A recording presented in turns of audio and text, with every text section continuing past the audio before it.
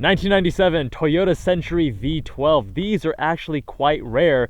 This G50 generation was built from 1997 to 2017, a 20-year run, and only 500 were made per year. You generally had to be a high-ranking diplomat or similar to actually get one of these brand new in Japan. But now you can buy these on the used market for about $15,000 to $20,000. This example here is actually incredibly low mileage. So the owner, Lynn, paid $30,000 for this example, but that's because this is a special example. Those used examples around 15 to 20K are normally having more than 150,000 kilometers on them, and they're usually spending their lives as corporate limousines or taxis. But this example, it stood out because it was privately owned, garaged, and regularly serviced with just under 1,500 kilometers driven during its first 15 years. And based on its condition and the documentation, it was probably just like a spare Century owned by a wealthy family, used sparingly, and kept in absolutely pristine shape. I mean, even look at the paint, just the way that it glimmers in the sunlight. You can see the metallic flake here. Now, supposedly when the passenger got out of the vehicle, they would actually use this C-pillar, because it was so large and reflective, as a mirror to, you know, just check their face and such. Gotta love these little details. The badging is so delicate and intricate. Absolutely love it. Another cool detail is this pole right here, which is actually used to help the driver see the far corner, since this does have a V12 under the hood, and you're sitting on the right hand side, of course, in a Japanese vehicle. This helps you visualize where that far left corner is. Now, the engine is a 5-liter V12. It's essentially two 1JZ motors that are combined, and under the hood you'll see there's a bit of redundancy, so it really is like two separate 1JZs. And the owner was telling me he believes that they designed this so that even if one bank of engines wasn't working, the car could still run. It's making 276 horsepower, 355 pound-feet of torque, made it to a 4-speed automatic transmission. It's rated at, again, the 276 because of that gentleman's agreement in Japan in the 90s, but export models were marketed at 295 horsepower.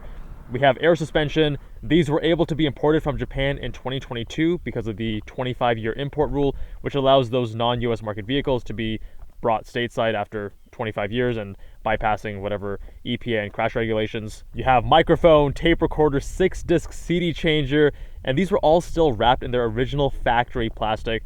It also features the optional wool interior, and it has the dual EMB screen setup. These are like these two factory installed displays, and EMB standing for Electro Multivision. Looking at the passenger compartment, I mean, passenger sitting here, you have the hole in the front seat, so you can use this as a leg rest, and you can control the front seat and the rear seat with all of this huge array of buttons. Really cool stuff. You have your microphone and recorder, take notes here. You have your screen and remote. It is such a classy place. Even the details of the wood trim is just impeccable. I'm not sure what this white embroidered thing is called, but it's also so classy. And the shade in the back looks like curtains made out of that same material. It is such a cool car. And ever since James from Throttle House bought one himself, it's been on many people's radars ever since. Wow, even the seat has like this springiness, very cushioned.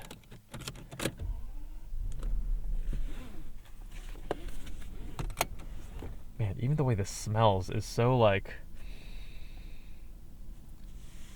it's like the cloth with the wood and whatever glues and stuff they're using. It's not a new car smell, but it's like it smells classy in here. I know that sounds ridiculous, but it smells classy.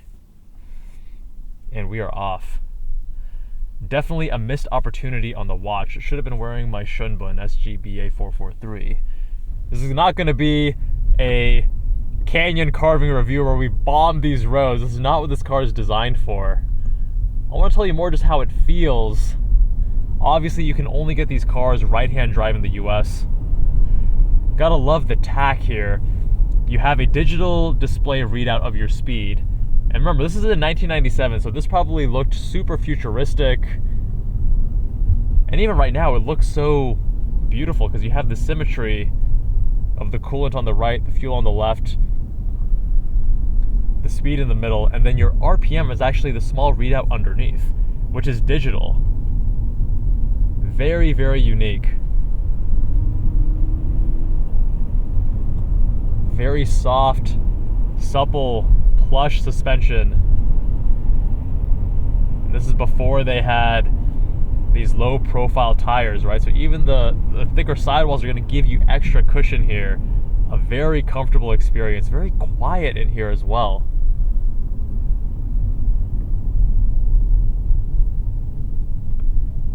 Steering is incredibly light and a very slow ratio, as you can tell.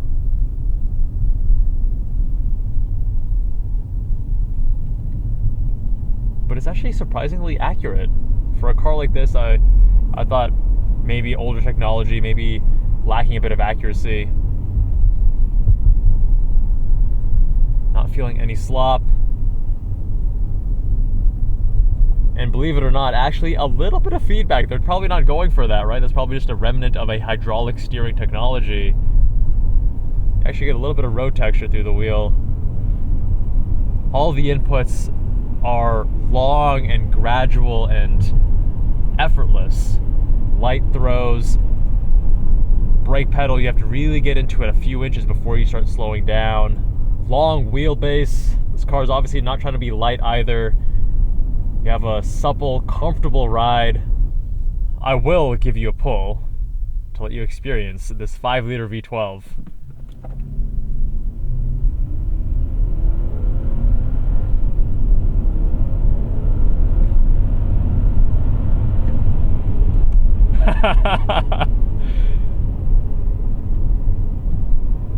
It's a pretty smooth engine.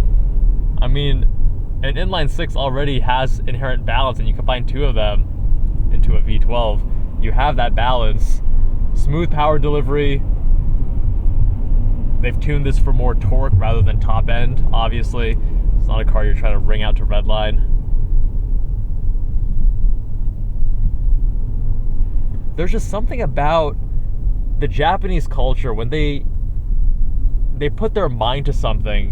What they can achieve, what they accomplish has such attention to detail and such unique character that many of us absolutely adore. That's why I went to Japan 3 times in like 10 months just recently in 2024 to 2025.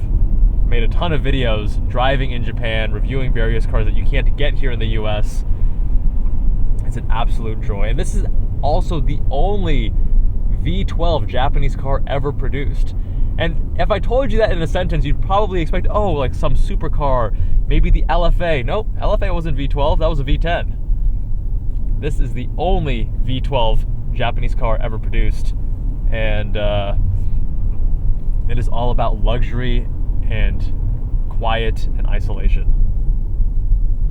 But imagine owning one of these yourself in the US, and maybe you want to go out on a weekend, take your family or your lady, and be an absolute luxury, a throwback to the 1990s.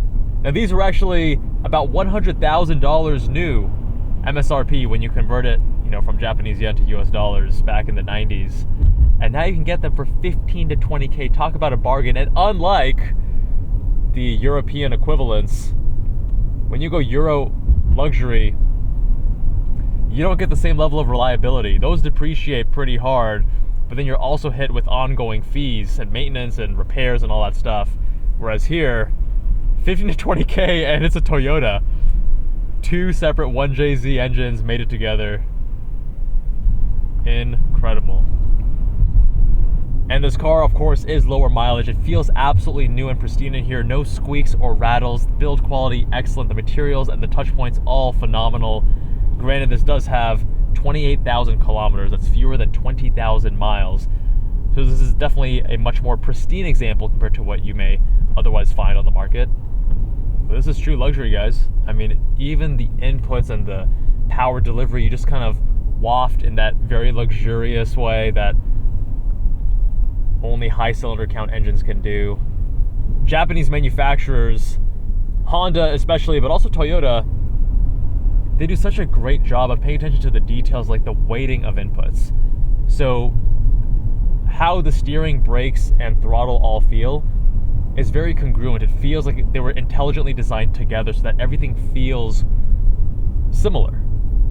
And you don't have to think too much about calibrating yourself to the inputs. There are certain cars that have really touchy brakes and then a lazy throttle, and you don't like that because it feels, ooh, on that big bump I could feel the chair's cushioning, right? Interesting. You know, my girlfriend is always giving me shit about date night cars not being comfortable, so my Miata is going to be lowered on coilovers. It's going to be even less comfortable. It's already really cramped. Always bumping elbows with her in the car. And my Lotus Emira, actually, I mean, now she considers the Lotus Emira relatively comfortable compared to the Miata. I think as a sports car, it is very comfortable. But imagine you get one of these. No girlfriend is going to complain about the comfort riding in a V12 Toyota Century.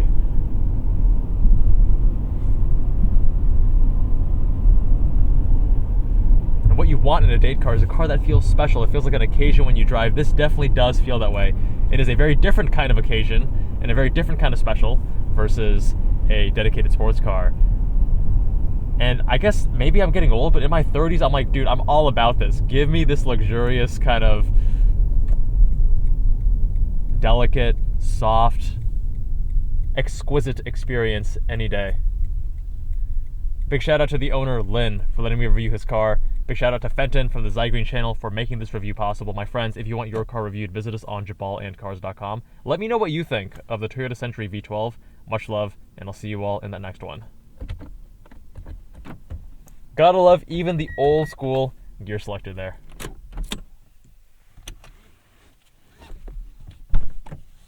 Man, even the door handles. Even the door handles. So satisfying. Like, even just the action of opening this is like the weighting, the way it's like it's light and then it loads up, and man, just impeccable. Impeccable.